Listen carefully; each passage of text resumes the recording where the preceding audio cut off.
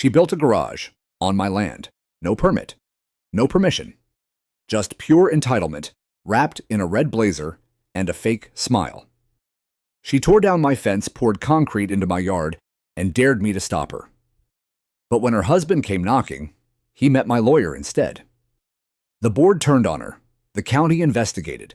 And when she stood before the judge, he didn't even let her finish her sentence. She watched it all come down brick by brick, while I planted wildflowers where her arrogance used to stand. Watch how justice grows back stronger than ego. The full story starts now. I first noticed the flags on a windy Monday morning in March. Bright orange and fluttering like little warnings, they were staked in a crooked line running parallel to my fence. Except they were planted on my side. I stood there in my slippers, coffee in hand, staring at them like they'd appeared out of thin air. There were about 8 of them, evenly spaced, forming a lazy arc that curved right into the open space behind my workshop. They weren't subtle. They weren't cautious. They were loud declarations. Something's coming. Something big. And I had no idea what. I live on a corner lot just outside the HOA line. Technically, not within their jurisdiction, though that never seems to stop them. My property backs up against a cul-de-sac full of pristine HOA-governed homes, each identical enough to make you dizzy. Mine's the outlier, a modest ranch-style house with a wide gravel driveway and a half-acre of open land I keep tidy, but natural.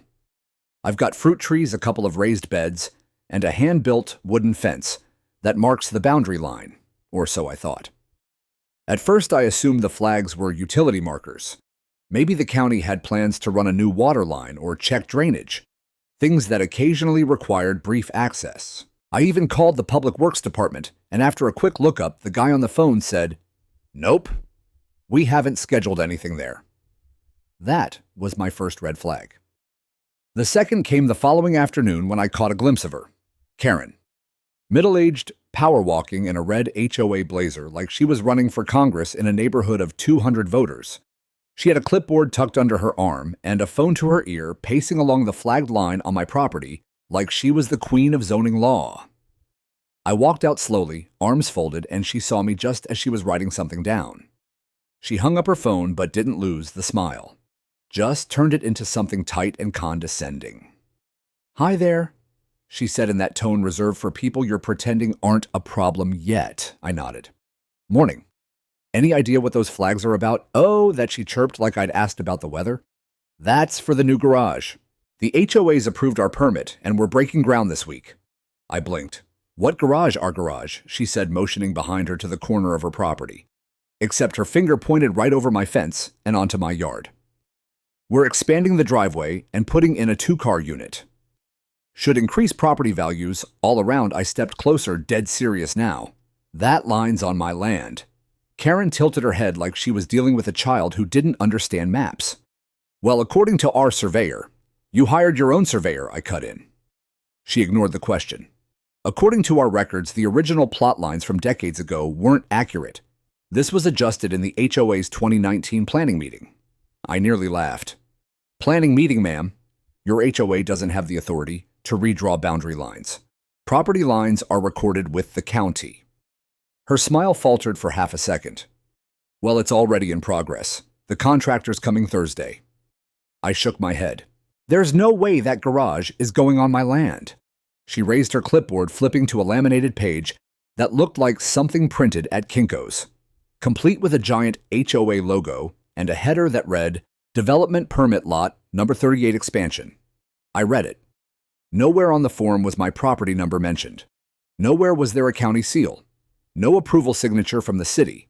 Just Karen's name, the HOA board's names, and a bunch of language like easement privileges and border adjustment under visual use. "This is not a legal permit," I said flatly.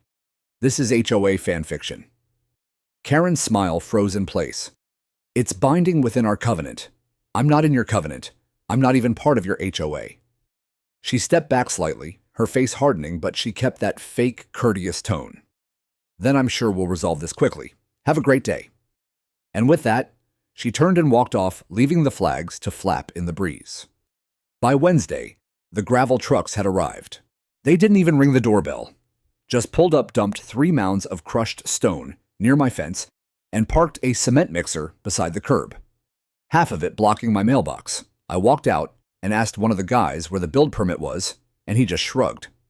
Lady in the red jacket says this is her project. We're just following the flags. I didn't yell. I didn't threaten. I took pictures of everything.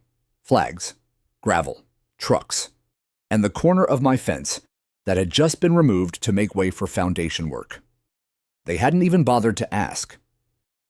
That night, I opened my safe, pulled out the original land deed my father gave me when he signed the property over in 2002, and cross-referenced the coordinates with the boundary markers I'd always maintained. And then I found it one of the steel corner stakes buried in the dirt behind my fig tree, exactly where it had always been. Karen hadn't just encroached by a foot or two. She was 9 feet over the line. 9 feet into my land. The next morning, I placed a call to a friend of mine, an old law school buddy who owed me a favor from a zoning dispute we once handled together. I told him the full story. He paused only briefly before asking, "How soon do you want to stop this?" "Immediately," I said. "Good. I'll draft a cease and desist tonight and send over a property encroachment package. You think she'll listen? She doesn't have to, but her husband might." I raised an eyebrow. "What does he have to do with it?" "Karen sounds like the HOA's voice," he said. "But it's usually the husband who signs the checks." And just like that, I knew this wasn't over. Not by a long shot. I didn't expect them to keep going. I thought the flags were bold. The gravel drop was worse. But when I came back from the hardware store that Friday morning and saw a crew of workers setting rebar inside what used to be my fig tree bed, on my land, I realized something else entirely. Karen didn't believe she'd ever face consequences. She'd convinced herself that if she moved fast enough, built confidently enough, and wore her HOA blazer like a badge of invincibility, she could make it real. And if someone like me got in the way, just steamroll them with forms workers and fake permits until they gave up. But she didn't know me. I parked the truck, got out slow, and stood still for a few seconds to calm the anger before I said anything I'd regret. There were 4 men on site, one in a neon vest bending over rebar 2, hauling cinder blocks off a flatbed, and one running a circular saw that screeched through the still morning like a warning siren. Dust clouded the air where they'd already leveled my raised beds. The moment I stepped toward the edge, a man in a white polo and wraparound sunglasses approached me. "Hey there," he said, voice all business. "We're making good progress. Should have the slab poured by tonight." I looked at him. "On whose land?" He blinked. "Excuse me, you're standing on private property," I said, "and it's not yours." He hesitated, then tried a corporate smile. "According to our site map, this was approved. If there's a discrepancy." "There's not," I cut in. "I have the original land, deed, and survey records. This is mine." Behind him, one of the workers shouted something in Spanish, pointing at my workshop. They'd moved a cement form within inches of my utility box. I raised my voice just slightly, keeping it calm but firm. "This construction is illegal. You are trespassing. You've already removed part of my fence and destroyed vegetation. If you don't stop right now, you'll be dealing with a lawsuit before lunch." The foreman squinted at me. "You'll have to take it up with the HOA. We're just executing a build order." Lady said the back end of the lot was under their easement. I nodded slowly. "Then you tell the lady to read the county records and tell her husband he'll want to speak to my attorney before another block is set." He stared at me for a beat too long. Then he gestured to the others, muttered something about standby, and turned back to his truck to make a phone call. I walked back to my porch, took a breath, and texted my lawyer. "Me. They've started construction. Ignoring property lines. Rebar is in. Lawyer got it. Sending certified cease and desist by courier. Should arrive in 2 AHRs. Want me to hand deliver a copy for dramatic effect. Me, yes. Do it. She'll be home." An hour later, the crew was still there, standing around in awkward clusters waiting for Karen to arrive. And she did. In a black Audi, red blazer, same clipboard. She stepped out of the car like she owned the sun. But this time, she didn't smile when she saw me standing at the edge of my gravel path. She gave me a nod, slow and condescending. "I heard you had concerns." "Not concerns," I said. "Facts. This land is mine. Your crew is trespassing. You've damaged my property." Karen glanced toward the half-framed foundation. We had every right to proceed. The board reviewed the plans and approved them unanimously. The committee revalidated the boundary extension based on satellite overlays. Satellite overlays, I said, nearly laughing. You mean the Google Maps screenshot you showed my neighbor? Her jaw tightened. I found the corner stake, 9 feet onto my land. Karen shook her head. That can't be.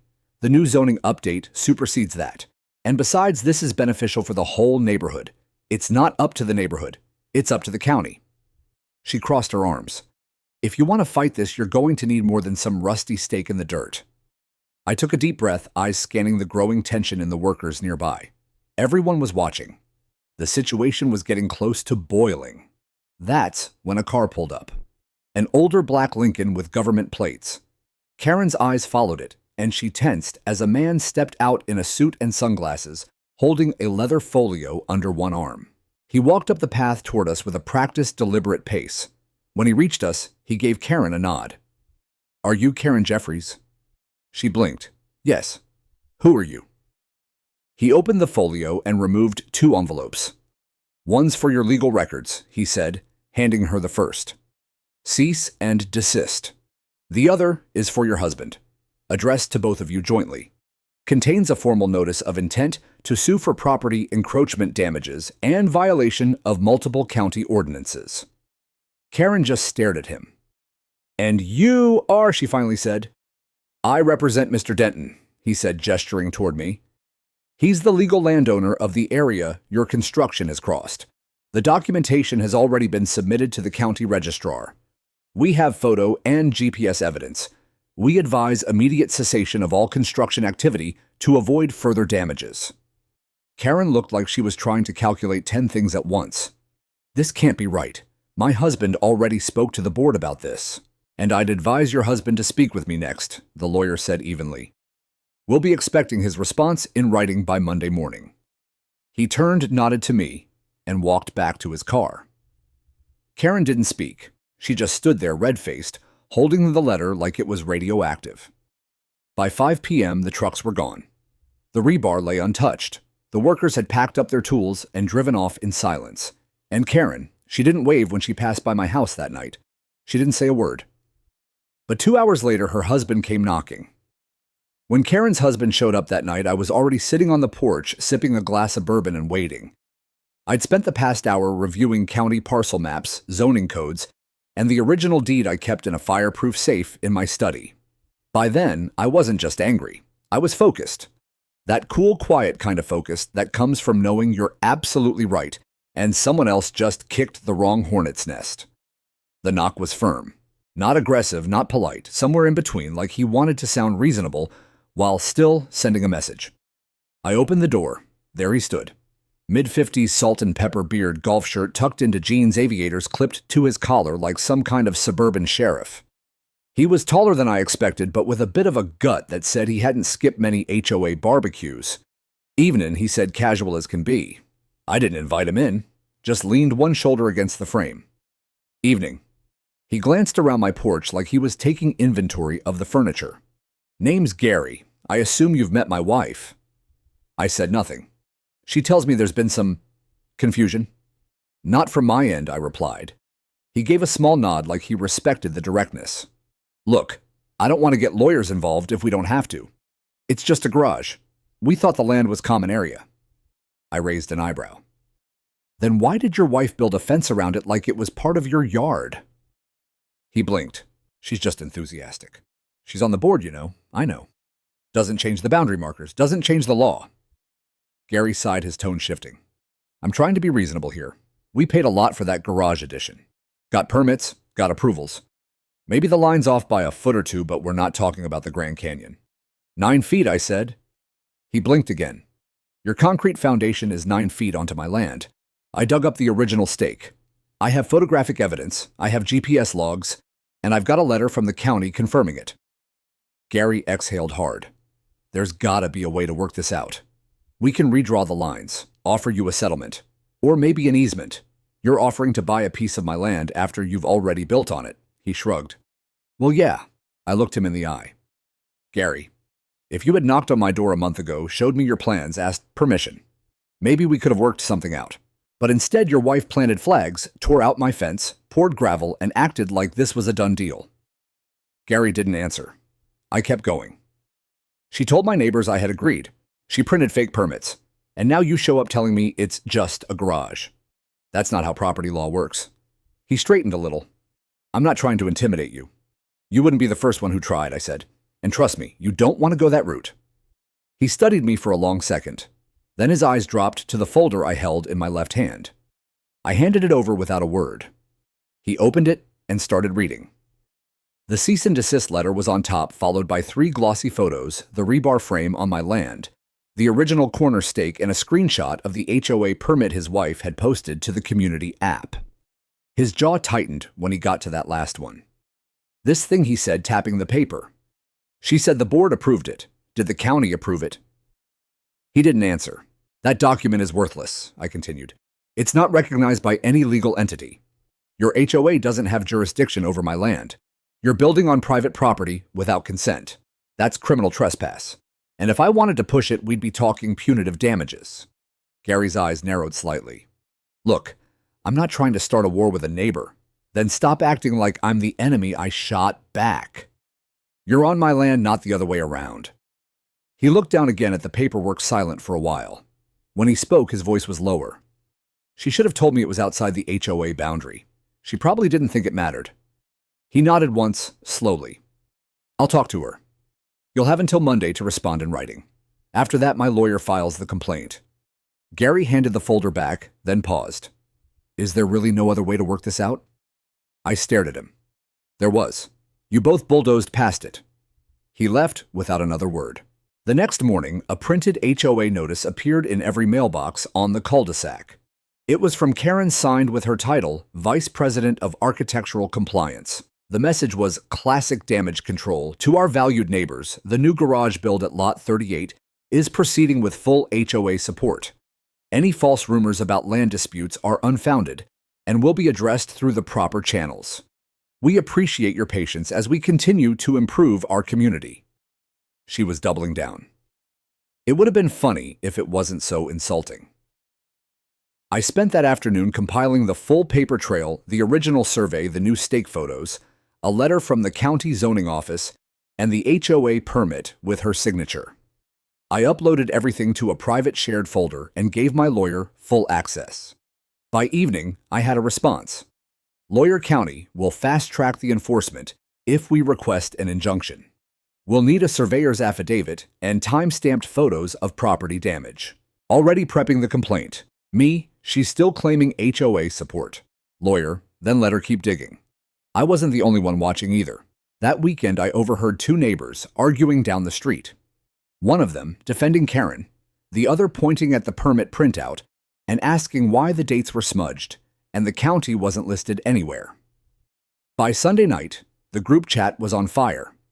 One neighbor posted a drone photo of the build site showing the concrete pad squarely on both lots. Another dropped a link to the county land records with highlighted parcel boundaries. Karen went silent. No replies, no damage control. She vanished from the chat. But I knew the silence wouldn't last. Karen wasn't the type to back down. Not when she'd built her whole persona around control. And certainly not when her husband had promised to work something out, only to be handed legal threats. No, the storm wasn't over. It was just circling. There's something oddly satisfying about digging through dry soil and striking metal. It was Sunday afternoon, and I was back out near the southeast corner of my property with a hand spade, a tape measure, and the printed legal description from my deed. The sun was beating down dry and sharp, and the only sounds were the scrape of my shovel and the occasional drone of a weed whacker a few yards away. I knew the stake had to be there. County code required boundary markers be placed at each corner during the original platting. But over the years, things had shifted. Mulch piles, fallen leaves.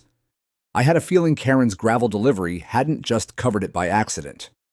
10 minutes in my shovel. Clinked. I dropped to my knees, brushed the dirt away, and there it was. Half buried in the ground, rusted but still intact.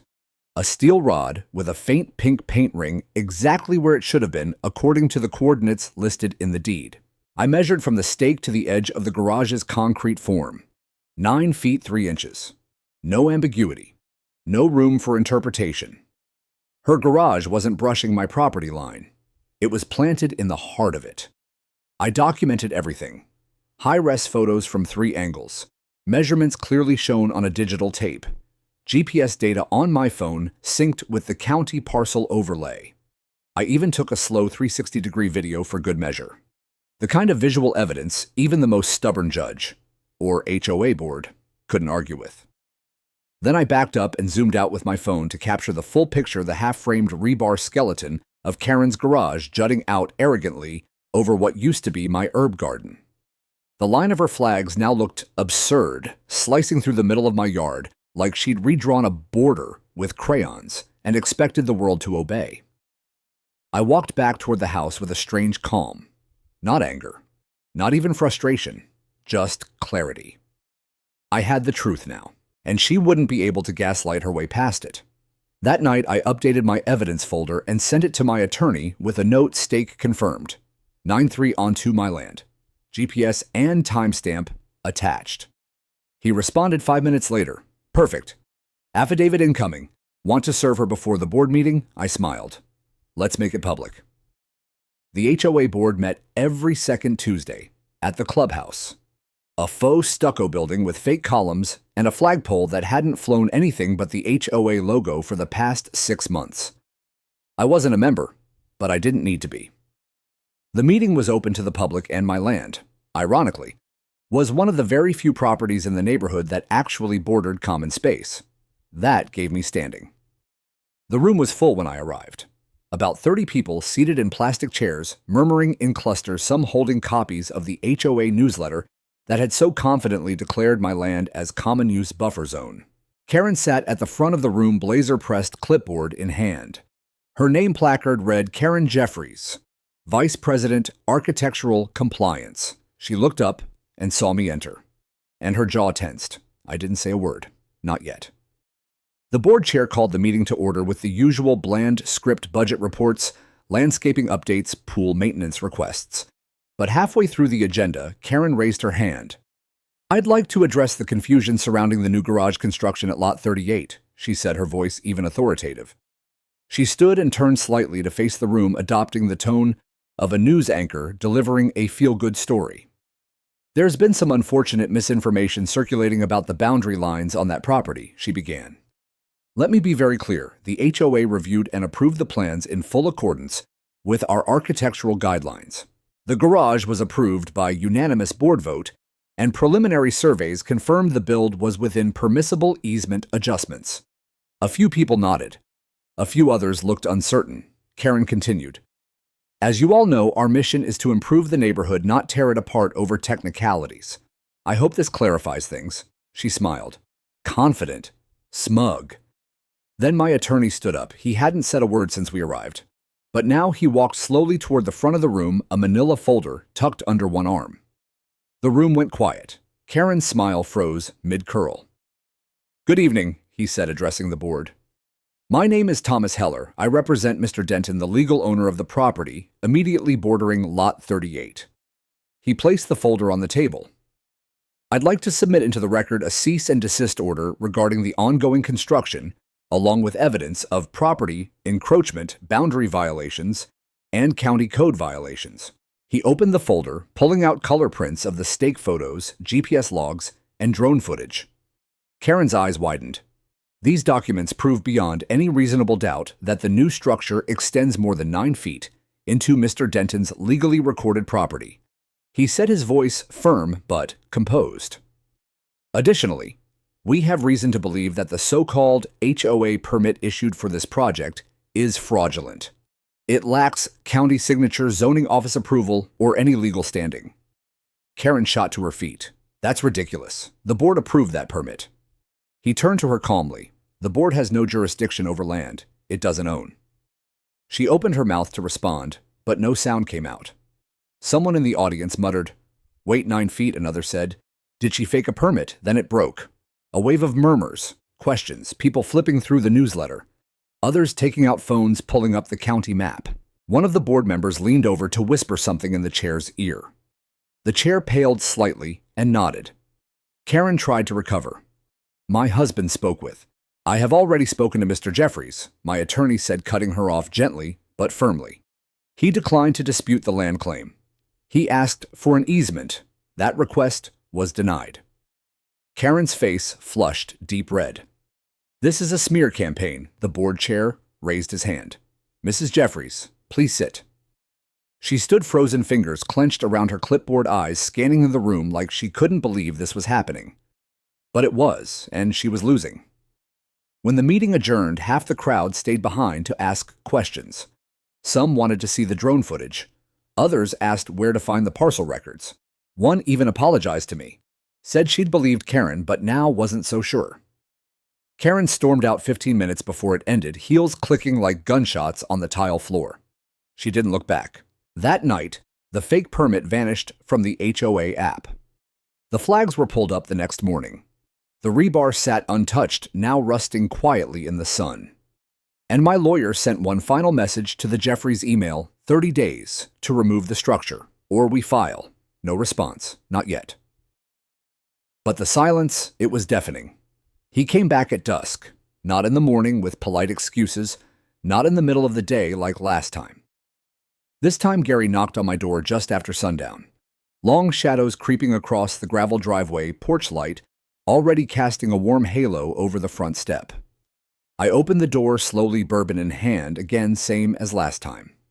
Only this time, I didn't bother leaning against the doorframe. I just looked at him straight on. Evening, I said.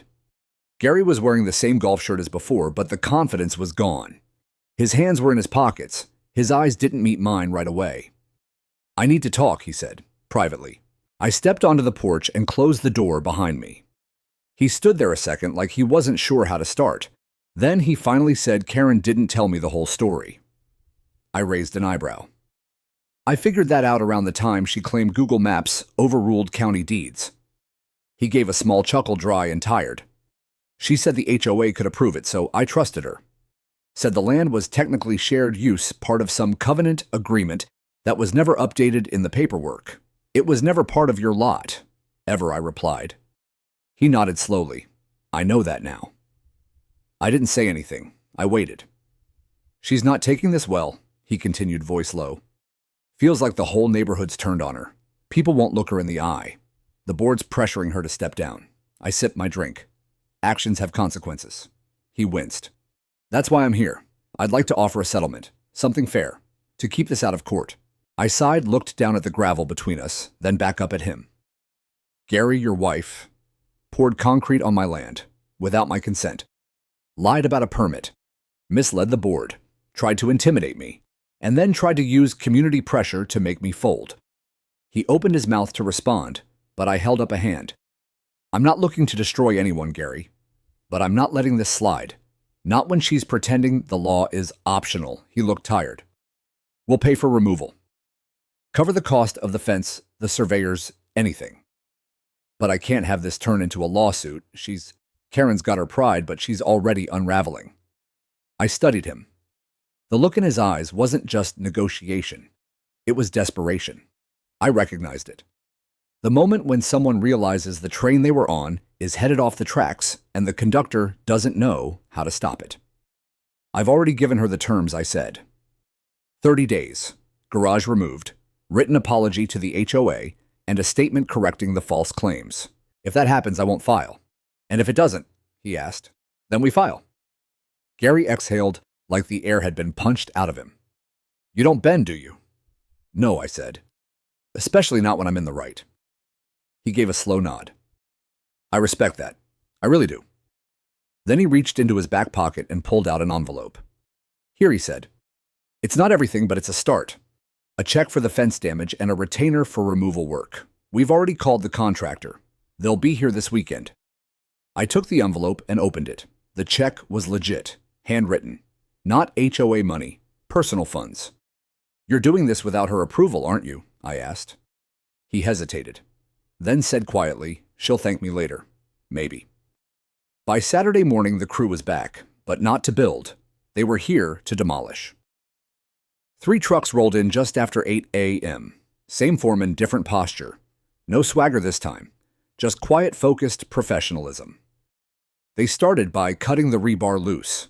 Then, they hauled in a portable jackhammer and began breaking up the slab chunk by chunk, piling the rubble on a flatbed. Neighbors walked by in small groups. No one spoke. Some stared. A few shook their heads. And Karen, she watched from her window blinds tilted just enough to reveal the glint of her eyes. She didn't come out, didn't yell, didn't wave her clipboard like a sword. She just watched, like someone witnessing her own undoing. The next HOA newsletter was a masterpiece of corporate spin. Due to permitting inconsistencies and land use clarifications, the garage addition at Lot 38 has been voluntarily discontinued. We thank our neighbors for their cooperation and understanding. No apology, no names, just sterile language meant to make it all disappear. But everyone knew. Because the next weekend, a new document appeared in everyone's mailbox. It wasn't from the HOA. It was from me. One printed sheet, simple and clear to all HOA members and neighbors. As the legal owner of the property adjacent to Lot 38, I want to clarify misinformation recently shared by the HOA regarding land boundaries and construction activity. After filing with the county and confirming survey records, it was proven that the garage foundation extended over 9 feet into my land. The HOA permit used was unauthorized and held no legal weight. Rather than pursue litigation, I chose to resolve the matter privately after receiving full removal reimbursement for damages and a written agreement preventing future encroachment. I share this not to embarrass anyone, but to emphasize that property rights matter. And truth matters more than appearances. Michael Denton. By Monday, Karen had resigned from the HOA board. By Friday, her garage was gone. Flattened, cleared soil turned and covered in mulch to hide the scars. The land was mine again. But it wasn't just about reclaiming dirt. It was about drawing the line and standing on it when someone tried to erase it with arrogance and charm. I ran into Gary again a week later at the post office. He was holding a parcel and nodded when he saw me. She hasn't spoken to half the neighbors since he said. I shrugged. Maybe that's a good thing. He gave a small, sad smile. She's quieter now. I think it's the first time she's really felt consequences in years. Then he added, she still thinks the board would have backed her if you hadn't shown the stake. I chuckled. Karen was never fighting me. She was fighting gravity. He blinked. Gravity. I nodded. You can deny where the line is. You can cover it up, print fake permits, smile and wave like everything's fine. But the truth doesn't move. It just waits. And eventually, it pulls everything back down to earth. Gary didn't say anything. But he nodded. Slowly, like he finally understood. Some people fold when served. Others double down. Gary, to his credit, had tried to find a middle ground. He delivered a check, stopped construction, and coordinated the demolition quietly. But there was one thing he hadn't done. Get Karen to let it go. And that became clear the day she filed a counter-complaint with the HOA board, claiming harassment, property, interference, and even targeted defamation by non-member resident. She had used legal-sounding phrases like constructive possession and common maintenance rights, cobbled together like she'd just Googled them, and hoped no one would check the definitions. My attorney Thomas sent me the PDF. You'll want to see this, he said in the email. She's not giving up, she's just changing her angle. The complaint wasn't filed in court yet, but it had been circulated internally to the board, likely in a desperate bid to shift the narrative to frame me as the aggressor and herself as the victim of a hostile landowner who weaponized legal tools to stifle community development. It would have been laughable if it wasn't so dangerous. She's laying the groundwork to sue you, Thomas warned during our call. My guess, civil nuisance or loss of property value. She'll try to twist it into something ugly. She does that with everything, I muttered. Spins it until it sounds like gospel. He chuckled. That may work in board meetings, but it won't hold in court. Still, we don't wait. We move first, I agreed.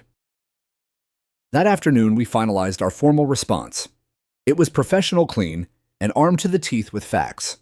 Thomas included the original land deed county maps, the photo of the stake affidavits from 2 licensed surveyors, and 3 notarized statements from neighbors confirming that construction crews had removed part of my fence without permission.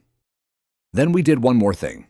We filed a petition for a declaratory judgment with the county court. What's that get us? I asked. It gets us a judge's official ruling that your property boundary is exactly where you say it is. Permanently, he said. That way, if she ever tries anything again, the court's already on your side. 2 days later, Gary showed up again. This time, he wasn't trying to negotiate. He was holding a folder of his own, yellow, thick, and bent from being clutched too tightly. He looked frustrated, like he'd just come out of a long meeting where no one listened. I didn't know she filed that complaint, he said without greeting. Found out from a neighbor. I gave a slow nod. It's been handled. She's out of her depth, he said. She thinks she can outlawyer you by talking louder. Then she's going to learn what the inside of a courtroom looks like. Gary winced. That's what I came here to say. She's planning to escalate, already meeting with some HOA lawyer she found online. Probably one of those flat fee ones who promises the world for $499. She's playing with fire. She's scared, he said, but she'll never say it. I gave a slight smile. Then it's time she heard from someone who isn't afraid of her.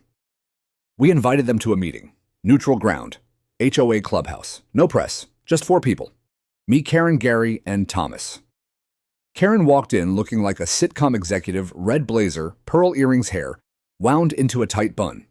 Her expression was clipped and cold, like she was expecting a performance, and ready to play the lead. She sat across from me without so much as a nod. Gary looked like he'd rather be anywhere else. Thomas opened his folder slowly. Mrs. Jeffries, thank you for coming.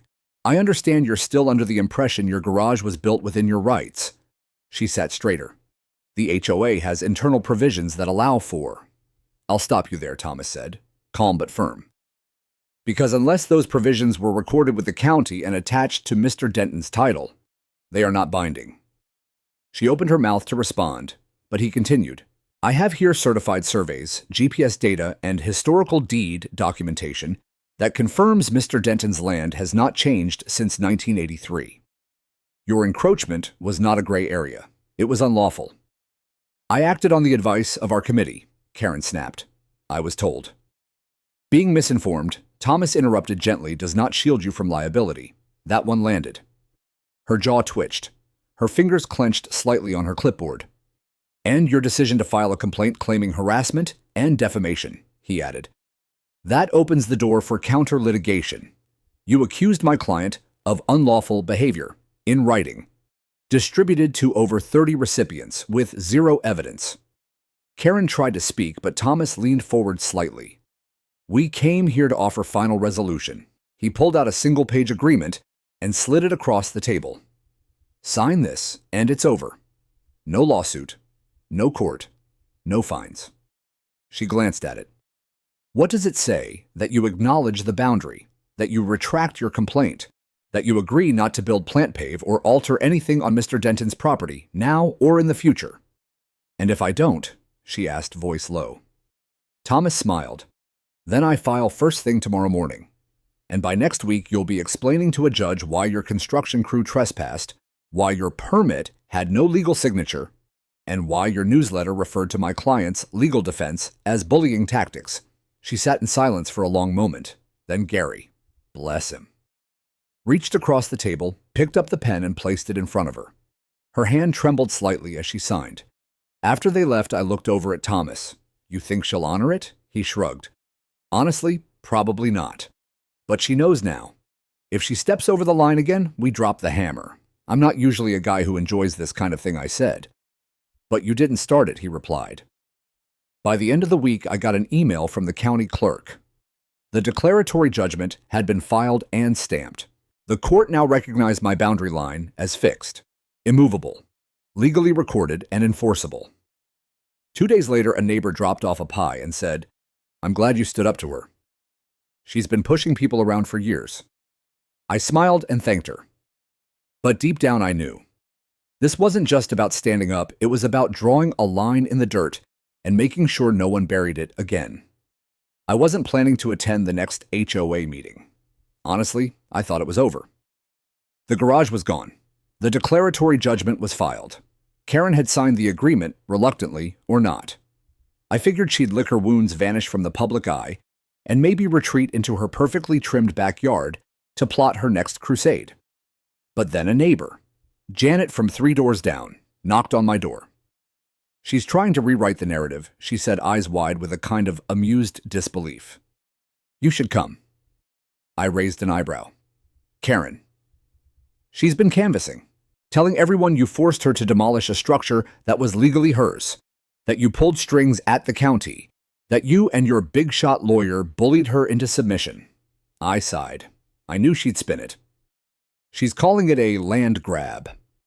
Says you're threatening the HOA's authority." That got my attention. Karen wasn't just trying to save face. She was trying to rebuild her power. And if she succeeded in turning the board against me, it wouldn't just end at my fence line. She'd weaponize that narrative against anyone who dared challenge her again. That's when I decided, fine, let's do one more meeting.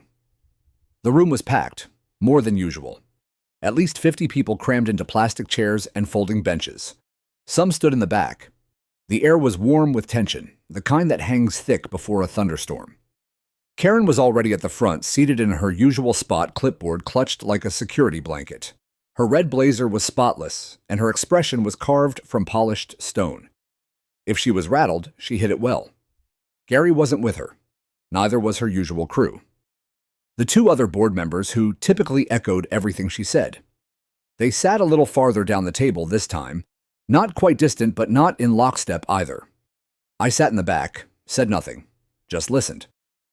The meeting began with routine updates, trash collection schedules, landscaping budgets, pool filter replacements. Then came the real reason we were all there. Karen cleared her throat and stood. "As many of you are aware," she began, "there has been a recent misunderstanding regarding construction at Lot 38. A few people shifted in their seats. Karen pressed on. "I would like to clarify that all actions taken were within what I believe to be the authority granted to me by the Architectural Committee. The plans were shared, the permit was posted, and the project was intended to benefit the community by improving property values." I folded my arms, letting her dig. Unfortunately, she continued, a legal technicality was used to force removal of the structure. Despite multiple efforts to resolve the matter amicably, certain parties chose a more aggressive path. Legal threats, cease and desist letters, and an eventual court filing. There were murmurs now, some surprised, some skeptical. Karen leaned in slightly. I stepped down from my position on the board, not because I did anything wrong, but because I refused to let this community become a place where neighbors sue each other over inches of dirt. That's when I stood up. The room went still. I didn't raise my voice, didn't need to. I just stepped forward and said, "It wasn't inches, it was 9 feet. Karen turned sharply. "You had your say in court." "No," I said, calm and firm. "I never went to court. You backed down before that happened." She flinched just barely. I held up a manila envelope and continued. "This is the survey, this is the GPS log, and this." I pulled out a folded sheet. "Is your signature on a formal agreement acknowledging your encroachment and agreeing to remove the structure?" Someone near the front whispered. "She signed something." I nodded. "Yes." After she sent construction crews onto my land. After they tore out my fence. After she posted a fake permit and lied to her neighbors. Karen's voice trembled slightly. "That was a misunderstanding. You thought wrong," I said. "And when the facts came out, you tried to bury them under more lies." Now the murmurs were louder. "She never told us she signed anything. What fake permit?" "Wait, was this the one with the Google Maps printout?" Karen turned to the board. "Are we really going to let this man hijack a community meeting?" One of the board members, Scott, a quiet guy who usually stuck to budget discussions, cleared his throat. "Karen, is what he's saying true?" She hesitated, then said, "Parts of it." "Which parts?" someone asked. Karen's mouth opened, but no words came out. Scott turned to me. "Mr. Denton, do you have that agreement?" I walked to the front, handed it over. Scott read it silently, then handed it to the chairperson. They passed it around. Karen stood frozen. Then someone from the crowd, I think her name was Ruth, raised her hand. "I was on the architectural committee last year," she said. "We never saw the permit for that garage." Karen handled it directly. More gasps, some sharper this time. Karen turned eyes wide. "Ruth, that's not true." But Ruth was already nodding. I checked the records after you left the board. There was no formal vote, no county stamp, just your name and a printout. Someone else called out, "You lied to the whole HOA." And that was it. The room turned, not into a shouting match, but into something worse for Karen. Cold disapproval. Heads shaking, people whispering. A couple standing up and walking out in disgust. She looked at me, and for the first time, I saw it. Not pride, not arrogance, panic. She opened her mouth to defend herself, then closed it again. The board chair cleared his throat. "I think this concludes our discussion," he said gently. "We'll be reviewing all prior permits issued under Mrs. Jeffrey's term, effective immediately." Karen stepped back from the table, her clipboard trembling in her hands. She didn't sit down again. She walked out, not quickly, not defiantly, just quietly. And no one followed her. After the meeting, people came up to me, thanking me, shaking my hand, asking how they could get a copy of the agreement. One guy said she's been intimidating folks for years, about fences, plants, even what color we paint our sheds. I just smiled. All it takes is one person willing to push back. He grinned. "Well, I think you just gave the whole block a backbone." That night, I walked my property line with a flashlight just to check everything was still in place. Fence secure. Survey markers untouched. The gravel where her garage once stood now covered in topsoil. It wasn't about the land anymore. Not really. It was about what the land represented. Boundaries, respect, and the quiet kind of justice that doesn't need applause. Just closure. Karen went quiet after the board meeting. For a few days anyway. No more surprise memos, no red blazer struts down the street, no phone calls to neighbors at odd hours. She vanished from the HOA group chat. Her clipboard, once a fixture of every cul-de-sac stroll, seemed to have disappeared entirely. For a while, it felt like the storm had passed, like the neighborhood had finally exhaled. But Karen was never one to let things end in silence. Her next move came subtly, almost under the radar. It started with a landscaping crew. 3 men in neon vests arrived early one morning and began clearing brush along the fence line between our properties. When I asked what they were doing, one of them shrugged and said, "Clearing out HOA easement. Orders from management."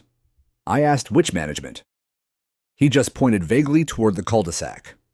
Next came a yellow-painted stake hammered discreetly into the ground about 5 feet inside my fence, on my side of the line.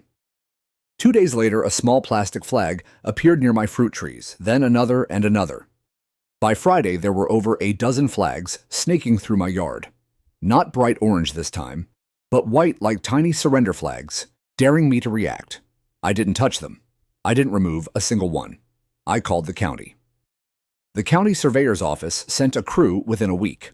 I had to pay for the expedited visit, but it was worth every penny. 2 licensed surveyors arrived in a white truck, unloaded tripods, laser instruments, and a clipboard thicker than any Karen had ever carried. They walked the property for hours, pausing, measuring, cross-referencing GIS data on a tablet synced to the official land records. One of them, a tall, no-nonsense woman named Lenore, pointed out the obvious. "Whoever placed those white flags doesn't understand how easements work," she said. "They're not just invisible backdoors to take land. There's no recorded easement across your property, especially not for new construction. And those stakes," I asked. "Meaningless," she said, removing one with a quick jerk. "Anyone can hammer a stick into the ground. Doesn't make it legal." At the end of the day, they marked the real boundary, the one that matched the county plat maps and my deed, with professional survey tape and metal rods driven deep. It was exactly where I'd always said it was. I didn't stop there. That weekend, I installed 4 motion detection trail cameras along the fence line. Discreet, silent, infrared, capable. The kind used by wildlife photographers and fed-up homeowners. They were synced to my phone. If anything moved within 10 feet of that fence, I'd know about it in seconds. The first alert came the very next evening. 9:46 p.m. My phone buzzed. I opened the app and watched in real time as a figure approached the fence, clipboard in hand, flashlight in the other. Karen. She paused by one of the county survey markers, shined her light on it, bent down, and then, unbelievably, pulled it out. The camera caught it all. High-res, clear as daylight. She didn't stop there. She moved down the line, collecting flags, removing 2 rods, and scribbling something onto a pad. I hit record on the feed and emailed the footage to Thomas. He called the next morning furious. She tampered with official county markers, he said. That's a criminal offense. Should we press charges? He exhaled slowly. Let's give her one last rope to hang herself. I'm forwarding this to the county compliance office. An hour later, they confirmed receipt. By noon, they'd scheduled a visit and asked if I'd be willing to give a formal statement. I said yes. That Monday, a county inspector arrived in a government vehicle and walked the property with me. I showed him the camera footage, the disturbed marker sites, the missing flags. He took notes, snapped photos, and said flatly, "This is textbook marker tampering. She's lucky we didn't catch her in the act." Then he said something that made me pause. We've had 2 other complaints about her this year. One involving a fence encroachment, another about a fire pit installed on common ground without approval. I nodded. Pattern of behavior. He smirked. That's one way to put it. 3 days later, Karen got a visit from the county. 2 inspectors. Official clipboards. Not the HOA kind. The real kind with county seals and legal authority. I watched from my front window as they knocked on her door. Karen answered wearing sweats and no makeup. The first time I'd seen her without armor. They handed her papers. She argued. They listened for a moment, then pointed toward the fence. She followed them out. They showed her the line. I couldn't hear what was said, but I could see the moment it hit her. The slight slump of her shoulders, the flicker of panic in her eyes. They handed her a final notice and left. She stood there for a long time, alone in her yard, looking at the survey tape like it was a prison wall. That night, the group chat exploded. Someone had seen the inspectors. Someone else said they'd heard about the cameras. A third neighbor posted, "Can someone please explain how Karen keeps getting away with this stuff?" And then, "A miracle." Gary responded. "First time I'd seen him speak in the chat since the ordeal began. She won't anymore. County's involved. We're cooperating. Sorry it got this far." One simple message. It didn't fix everything, but it broke the silence. The next morning, Karen was out in the yard again. But this time, she wasn't marking anything. She was planting flowers. Near the front porch, away from the fence. Quiet, simple flowers. Petunias and daisies, nothing dramatic. She worked in silence without her phone, without her clipboard. Just her hands in the soil, digging carefully, like she was trying to stay busy, trying to reclaim something small. I didn't wave, but I didn't look away either. Some battles aren't won with court orders or survey markers.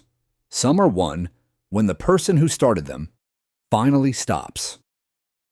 That afternoon, the HOA sent out a notice, effective immediately. Any construction, planting, or development within 5 feet of recorded boundary lines must be approved by both parties and accompanied by a county-verified survey. They called it the Jeffries Clause. It wasn't official law, but it might as well have been. 1 week later, I checked the footage archive. No alerts, no movement near the fence, just squirrels, birds, and wind in the trees. The land was quiet again, and this time, it would stay that way. I thought she was done. After the county inspection, after the new HOA rules, after she finally stopped lurking around the fence line, I thought that was it. Karen had lost. The garage was gone, her reputation tarnished, and her power on the board shattered. But like a bad legal thriller that refuses to end at the logical moment, Karen found one last loophole. And this time she wanted to win in a real courtroom. She filed a civil suit. Yes, Karen sued me. The claim: property, harassment, emotional distress, and undue interference with neighborhood improvements. She wanted $10,000 in damages and a public apology. I stared at the paperwork in disbelief. Thomas didn't blink. She's bluffing. This is a scorched earth move. She's hoping you'll cave before it hits the docket. She really thinks she can spin this in court. She's not thinking, he said. She's retaliating. But it won't go anywhere. Still, we had to respond. We filed a motion to dismiss with prejudice and submitted all prior documentation. The declaratory judgment, the signed agreement, the video evidence, and her false complaint to the HOA. We also included the county's official notice citing her for marker tampering. The judge scheduled a preliminary hearing. I told Thomas I didn't want to show up unless I had to. He said, "Oh, you'll want to be there for this one." The hearing was set for a Friday morning in the smallest courtroom the county courthouse had. One of those wood-paneled rooms that felt more like a school auditorium than a place where justice got served. Still, it had a flag, a gavel, and a very real judge with very little patience for HOA drama. Karen came in wearing a navy pantsuit and more makeup than usual. Her hair was tight, her heels were high, and her expression screamed self-righteous indignation. She walked in like she was the one defending the truth. Gary followed a step behind her eyes on the floor, holding her briefcase. Thomas and I sat at the defendant's table, calm, composed. He wore a slate gray suit. I wore what I always wore: jeans and a clean button-up. I wasn't there to perform. I was there to finish it. The judge entered. A no-nonsense woman named Honorable Deborah McMillan. She looked over the files already stacked on her bench, then peered at both tables. "Counsel," she said to Thomas, "I see you've submitted a motion to dismiss. Before I review it, I'll give the plaintiff a moment to explain the basis of her claim." "Mrs. Jeffries, proceed." Karen stood, cleared her throat, and launched into a speech. "Your Honor," she said, "this situation has been blown wildly out of proportion. I'm a long-standing member of my community. I've served on the HOA board for over 5 years. The garage in question was approved by internal vote and built in good faith. Mr. Denton's repeated and aggressive legal actions have caused me significant emotional distress, damaged my standing in the neighborhood, and undermined the HOA's ability to operate effectively." Thomas leaned toward me and whispered, "Here it comes." Karen kept going. Furthermore, she said, flipping a page in her notes, his installation of cameras directed at my property, distribution of inflammatory letters to neighbors, and refusal to accept compromise have created a hostile environment. I believe he is weaponizing legal tools to harass and intimidate. She paused just long enough to glance around the room like she expected applause, then added, "All I've ever wanted is to contribute positively to our community." Judge McMillan held up a hand. "Thank you, Mrs. Jeffries. That's quite enough." Karen blinked. "But I haven't." The judge cut her off. "I've read your complaint. I've reviewed the motion to dismiss. I've also reviewed the declaratory judgment confirming Mr. Denton's property line, the signed settlement agreement you entered willingly, and the county's inspection findings. I also have a letter from the HOA board stating you acted without board vote or proper legal review." Karen's lips parted slightly. "I also have," the judge continued, flipping a page, "a copy of a cease and desist letter issued to you prior to the construction video footage showing you removing official survey markers and county enforcement records verifying you violated Civil Code 4.3b on boundary tampering." Thomas was still silent. So was I. The judge looked over her glasses. "This isn't a case, Mrs. Jeffries. It's a tantrum." Karen froze. "This court has no interest in being used as a stage for HOA grudges. Your complaint is unsupported, your damages unproven, and your credibility already undermined by your own actions and admissions. Motion to dismiss. Granted. With prejudice, meaning she couldn't refile, ever." Karen made a tiny choking sound. Gary closed his eyes. The judge stood. "Court is adjourned." She banged the gavel. That was it. Game over. Outside the courtroom, I expected an ambush. One last attempt to explain to spin, to play the victim. But Karen didn't look at me. She walked past without a word, face-pale steps. Stiff. Gary nodded at me faintly. Maybe apology, maybe relief, and followed her out. Thomas exhaled slowly. That, he said, was the most satisfying 5-minute hearing of my year. "I owe you a steak dinner. Make it 2. We both laughed. That weekend, I finally took the trail cameras down. The land was quiet, the fence unbothered. No more flags, no more fake stakes, no more whispers on the HOA thread. Instead, someone posted this message: "Let this be a lesson. The line between neighbors should be respected, and if you cross it, be prepared to answer for it. I didn't write it, didn't need to." The garage was gone, the lawsuit dismissed, the lies exposed, and Karen, she stopped planting flowers, stopped walking the neighborhood, stopped trying to be in charge of anything that wasn't hers. Sometimes I'd see her peeking out through the blinds watching Gary mow the lawn alone. No clipboard, no red blazer. Just a woman who finally realized that truth doesn't bend just because you say it louder. It happened on a Tuesday. Cool, overcast morning. A thin fog rolled in early and hung over the yards like a warning. Everything looked softer in that light, like the world had taken one long breath and held it.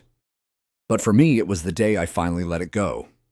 Because the last of it, the physical reminder of the whole mess, was about to be erased for good. Karen's illegal garage, or what remained of it, had stood as a half-cleared slab since demolition crews broke it up weeks earlier. The cinder blocks had been hauled off, the rebar removed. But the concrete pad, uneven and cracked in places, still lingered like an unhealed scar on the edge of my property. She never cleaned it up, never asked permission, never apologized, and by the terms of our agreement, I'd waited, given her ample time to make it right. But the deadline came and went, so I did it myself. The contractors I hired showed up early, professional, and quiet. They had a backhoe, a dump trailer, and a portable mixer for new soil. The work order was simple: tear up the slab, completely haul it away, restore the ground, and regrade the soil to match the original slope. I didn't tell Karen I was doing it, didn't post about it, didn't knock on her door, but she knew. At 8:42 a.m., just as the first piece of equipment roared to life, her front door opened. She stood on her porch in a long gray cardigan, arms folded tightly across her chest, hair pulled back, face bare. She looked different, smaller somehow. Not like the Karen who once marched across my yard with a clipboard and a fake permit. She said nothing, just stood there, watching. I didn't watch her back. Instead, I stood near the crew, hands in my pockets, answering a few questions here and there. They were quick and efficient, carving into the old foundation with ease. Chunks of concrete split from the ground like old bones. Each piece was lifted carefully into the trailer, stacked, dusted, and driven away. No drama, no noise, but the machines. No shouting, no standoff, just consequence. And Karen, she watched every minute of it. Every block lifted, every crack exposed, every chunk of concrete that reminded her this was never hers to build on. One of the crew guys, a younger guy with a buzz cut, turned to me halfway through and asked, "So this was her garage?" "Yeah," I said. "On my land." He raised his eyebrows. "Damn, people are bold." I chuckled. "She thought she could fake it until I gave up." He nodded. "Bet she thought no one would fight back. She's not used to people saying no." By noon, the slab was gone. Just a square of exposed dirt now. Brown, cracked, uneven. The backhoe operator smoothed it over gently, then layered on clean topsoil, dark and rich. They leveled it to match the surrounding grade, raked it out with care, then rolled over it with a compactor to firm it in. By 2 p.m., the land looked like it had never been touched, like nothing had ever stood there. And in a way, nothing ever had. Just ego. Just entitlement poured into concrete. Just a monument to assumption and audacity. Now just dirt again. The crew packed up, I signed the invoice, and they left. Karen was still standing on her porch, still watching, still silent. I walked over. Not across her lawn. I wasn't her. But close enough for her to hear. She didn't move, didn't acknowledge me, so I said it. "I gave you 30 days. Her jaw clenched, but she said nothing. "I let you walk away with your name, your money, and your silence, but you couldn't even clean up your mess." She blinked once, still no words. I nodded slowly. "That's the difference between us. I respect boundaries. You pretend they don't exist." Finally, she looked at me. Her voice cracked when she said, "You didn't have to make it personal." I held her gaze. "You built a garage on my land, tore down my fence, lied to the entire HOA, threatened me with lawsuits, and you think I made it personal?" Her face twitched, a flicker of shame maybe, or just the realization that there was nothing left to spin. "I just wanted." She started. "To get away with it," I finished. She didn't argue, didn't deny it. Just turned and walked back inside, closing the door behind her. Later that evening, I stood by the edge of the regraded dirt and ran my boot across the soil. No more flags, no more fake permits, no more shadows of her foundation. Just earth, quiet and clean. The way it should have been. I planted wildflowers there. Nothing fancy. Just a mix of native seeds, black-eyed Susan's coneflower's goldenrod. The kind that would sprout in spring and spread like memory across the soil. Not for her. Not even really for me, but for the land itself, because it deserved something better than conflict. It deserved something real. A few weeks later, a letter arrived. Not from Karen. From the HOA. A formal notice that she had resigned completely. Not just from the board, but from all committees and official responsibilities. No reason given. Just a short clipped statement. Mrs. Jeffries has stepped away to focus on personal matters. We thank her for her years of service. I didn't celebrate. Didn't gloat. Didn't even mention it in the group chat, because I didn't need to. Everyone already knew how it ended. Spring came early that year. The wildflowers broke through in March, tiny green shoots curling toward the light. By April, color began to spread across the old construction site like paint on canvas. It was subtle at first, then sudden. Bright yellows, deep purples, sprays of pink and white. Neighbors started walking by again slower this time. A few complimented the garden. Some didn't say anything at all, just looked and nodded. And Karen, she never walked past again. Her blinds stayed drawn. Her yard got a little overgrown. And Gary started mowing alone. Sometimes justice doesn't roar. It doesn't arrive with sirens or headlines or courtroom cameras. Sometimes it shows up quietly. With a shovel, a camera, and a piece of paper that says, "This is mine," and you don't get to take it. Sometimes justice grows back wild and beautiful in the place where something arrogant once stood. That's how it ended. No final blowout. No public apology. No dramatic downfall. Just dirt. Just truth. And a fence that never moved.